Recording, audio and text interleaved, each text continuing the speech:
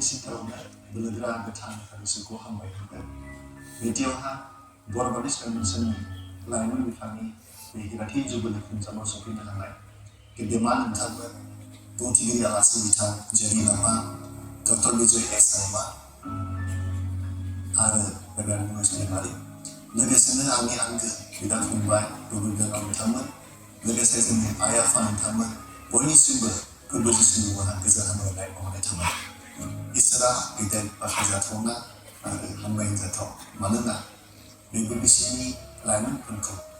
1950 मायथाइनिफ्राय 2020 मायथाइसिम गेदेर अननायजों बोर होनानै दैदेनबोदों आरो गावनि खामानियाव बाहायबोदों जिउआरि जिउआव फेदेरबोदों आरो न'खरनि थाखाय समाजनि थाखाय आरो हादरनि थाखाय बेयाव बोर गोनां खालामदों 1950 मायथाइयाव बरिगाव बाप्टिस्ट गिर्जानि बिथां रेभारेन्ड क्लासन मुसाहारि जाय रुंसारि जालांबाय बिथांनि गेदेर दैदेननायाव बिथांनि गेदेर मावसोमनायाव दरं डिस्ट्रिक्ट ख्रिस्टियान इन्डिभिजुवेल इउनिटआ आबुङै बियो जोनोम मोनदों बै समनिफ्रायनो लाइमोन दैदेनगिरिफ्रा लाइमोनफोरनि जिउआरि जिउखौ खुंनो थाखाय गुबुन गुबुन हाबाफारिफोर जेरै ट्रेनिं इउथ केम्पफोर आरजनि हाबाफारिफोर आरो गुबुन गुबुन माव हाबाफारि लानानै बियो दैदेनबोदोंमोन इसोरा गेदेर बाख्नायजाथावना 1983 मायथाइयाव सेथि खेबनि थाखाय जेब्ला इन्टारकलेजियेट इउथ केम्पआ खुंजादों बै समाव गोबां लाइमोनफ्रा गावसोरनि गोसोखौ सोलायदों आरो गावखौनो इसोरनो गथायदों बै समाव मंगलदै बेप्टिस्ट ख्रिस्टियान एस'सिएशन एबा दरं बेप्टिस्ट ख्रिस्टियान एस'सिएशन एबा दानि बिबिसिनि गुबुन गुबुन माव खामानिफ्राव एबा हाबाफारिफोरावहा बिबिसिनि लाइमोनफ्रा मैखोमै बाहागो लाबोदों आरो गुबुन गुबुन हाबाफारियावहा हेफाजाब खालामबोबाय थादों हारिमुआरि आइडेन्टिटिखौ बाहायनो दोना मानोना गेदेर इसोरनि अननायाव जोंनि हादोरनि फोथायगिरिफोरनि गुबुन गुबुन हाबाफारिफोराव जोंनि बर'नि हारिनि मोसानायखौ दिन्थिफुंनो अनगायैबो खाम सिफुं सेरजा आरो गुबुन गुबुन आइजेंफोर दामनानै बुहुमनि गुबुन गुबुन माहारिफोरनि गेजेराव बे दामनो बा मोसानायखौ दिन्थिफुंनो थाखाय जे इसोरा मदद खालामबोदों जों सहाय खालामबोदों जेरै 2002 मायथाइयाव फिलिपाइन्सनि राजथावनि मानिलायाव 6th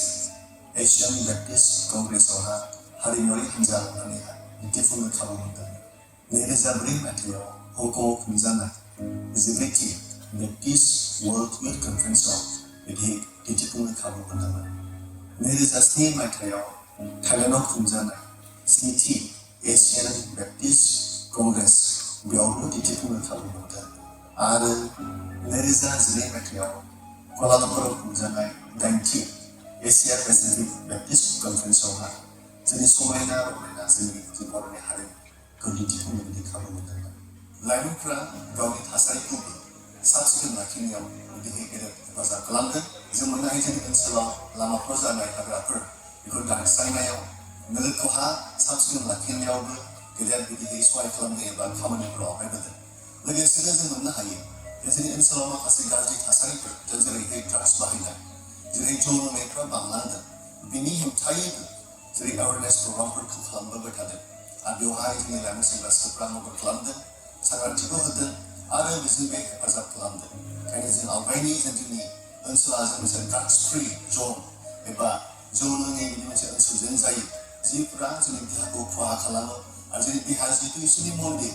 बेखौहाय जों जोथोन लानो नांगोन आरो बे ड्राग्सफोरा जौ लोंनायफ्रा जोंनि समाजखौ गाज्रि खालामो जोंनि न'खरखौहा सिलिंखार खालामो जोंनि थाखा फैसाफ्रा आद्रि जायो बेखायनो बेफोरनिफ्राय जोङो गोजानाव थानानै जों आवगायलांनि आरो बेनि थाखाय जोङो बयबो लोगोसेयै गोसो मोनसेयै जोङो दावहा नाङि जेन जोंनि ओनसोला जेन ड्राग्स एबा एलकहल फ्रि जन जों जानो हायो आरो बर' बाप्टिस्ट कन्वेन्सननि जे लाइमोन बिफान बेयो दैदेनगिरि दानायावबो गेदेर मदद खालामबोबाय थादों जों मोननो हायो आवगोलनि जायफोरा लाइमोननि मथिफोर बिथांमोना दायो गिर्जाफोराव दखरायाव आइजो बिफानाव सभायावहानो दैदेनगिरि महरै खामानि मावबाय थादों बिसोरखौ दावराव खालामदों बिसोरनि खामानियाव मावसिननायखौ जों मोननो हादों गंफ्रोमबो दखरानिफ्राय सासे एबा सानै लोगोसे चेयारमेनजों लोगोसे बिदि लाइमोन बिफानावहा खामानि मावनो खाबु मोनबाय थादों आरो बिथांमोनानो इयुनावहा दैदेनगिरि जानायखौहा जों नुनो मोनदों आरो जोंनि लाइमोन बिफाना आरो मोनसे गोनां मोनसे आयदा बे जाहैबाय सोलोंथाइ बेयावबो गेदेर मदद खालामबोदों। जों मोननो हायो आवगोलावहा फरायनाय बिथिङाव खोब गोसो गैयै जादोंमोन आरो मोजां फरायनो हायि एबा थासारिफ्रा गैयामोन। नाथायबा समजों लोगोसे बे फरायनाय बेलायावबो गोबां सोलायबोबाय। जों मोननो हायो जायफ्रा बिदि मेलेमजिबिफोर एबा जायफ्रा मोजां मार्क्सखौ खालामनो हादों बिथांमोनहा जोंनि बोसोरारि जथुमावहा जोङो मान बावनायजों लोगोसे बेवहा जों गोबां उत्साह होनो जों हादों। नाथाय जों मोननो हायो गोबां लाइमोन सेंग्रा सिख्लाफ्रा एबा फरायसुला फरायसुलिफ्रा फरायनायाव गोसो होदों आरो बेखायनो जोंनि गेजेरनिफ्राय APSCफ्राव लोगोसेनो डक्टर इन्जिनियार नार्सफोर आरो गुबुन गुबुन आयदायावहा गोबां फरायनाय एबा जाफुंसारनायखौहा जोङो मोननो हादों। आरो जों आवगायलांनि जे जोंनि लाइमोन सेंग्रा सिख्लाफ्रा फरायनाय बिथिंजों आरोबाव गोसो होलांबावगोन आरो जोंनि समाज जोंनि हारि जोंनि हादोरखौहा जों लुखांनायाव आरोबाव गेदेर मदद खालामगोन। 1993 मायथाइयाव जेब्ला दरं बेप्टिस्ट क्रिस्टियान एस'सिएशना एबा दानि BBCआ सेन्ट्रेलाइज सिस्टेमाव फैयो अब्ला बै समाव क्रिस्टियान मिडल इउनियनखौ सोलायनानै लाइमोन बिफान हिसाबै मुंख'नानै लानाय जायो। दानि गेजेर जौगाथाय बिफाननि नेहाथारि बिथां रेभारेन्ड प्रबिन दैमारिया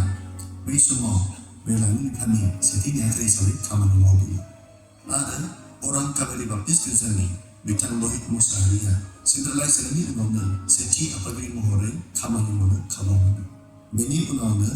दानि गाहामरादा बिफाननि नेहाथारि बिथां रेभारेन्ड डक्टर उपुल मुसाहारि बिथांनो बे नेहाथारिनि बिबानखौ होनाय जायो। बिथाङा गोजौ सोलोंथाइ लानो नागिरनायलाय बिथांनि जायगायावहा बिथां मंगल सिं हाज'वारि दानि आरज बिफाननि नेहाथारि बिथांनो बे बिबानखौ होनाय जायो। बिथांनि उनाव 1997 मायथाइयाव जेरेमिया दैमारि बिथां आमागाव बाप्टिस्ट गिर्जानि बिथांखौ लिंनानै बेनि बिबानखौ होनाय जायो। बे समाव बिथां जिहुसुवा दैमारि बरामजुलि बाप्टिस्ट गिर्जानि बिथाङा आफादगिरि हिसाबै लाइमोन बिफानाव खामानि मावदोंमोन। जेरेमिया दैमारि बिथाङा समाजजों लोब्बा थानाय आफादाव खामानि मावनो थांनो नागिरनायलाय बेखौ हगारनाय जायो आरो लाइमोन बिफानखौ दैदेननो थाखाय नेहाथारि गैथ'यि जायो। बै समाव बावैसो आजिरा मोननाय बिथां रेभारेन्ड सुसिल दैमारि BBCनि मावफुं नेहाथारि बिथाङा बाइबेल कलेजाव फरायबाय थादोंमोन आरो जेब्ला बिथाङा फोजोबना फैयो अब्लानो लोगो लोगो बिथांनो बे नेहाथारि बिबानखौ होनाय जायो। 1990 मायथाइनिफ्राय 2001 मायथाइसिम बिथां खगेन दैमारि दक्षिण मथाबारि बाप्टिस्ट गिर्जानि बिथाङा आफादगिरि महरै खामानि मावबोदों आरो रेभारेन्ड सुसिल दैमारिया नेहाथारि हिसाबै खामानि मावबोदों। बे समावनो 2000 मायथाइयाव बर' बाप्टिस्ट कन्वेन्सननि लाइमोन बिफाना सनाथि जुबुलि खुंनाय जायो। 2001 मायथाइनिफ्राय 2006 मायथाइसिम बिथां रेभारेन्ड सुसिल दैमारिजों लोगोसे बोरलागुरि बाप्टिस्ट गिर्जानि मार्क नार्जारि आरो सेंखारबारिखौ बाप्टिस्ट गिर्जानि भुपेन बसुमतारी बिथांमोना फारियै आफादगिरि महरै खामानि मावबोयो। 2006 मायथाइनिफ्राय 2014 मायथाइसिम जेब्ला BBCआ सेन्टेनारि जुबुलि खुङो बै समसिम बिथां रेभारेन्ड बिनय दैमारि एबा दानि मावफुं नेहाथारि बिथाङा बिफाननि नेहाथारि हिसाबै खामानि मावबोयो। बिथांनि समाव बिथां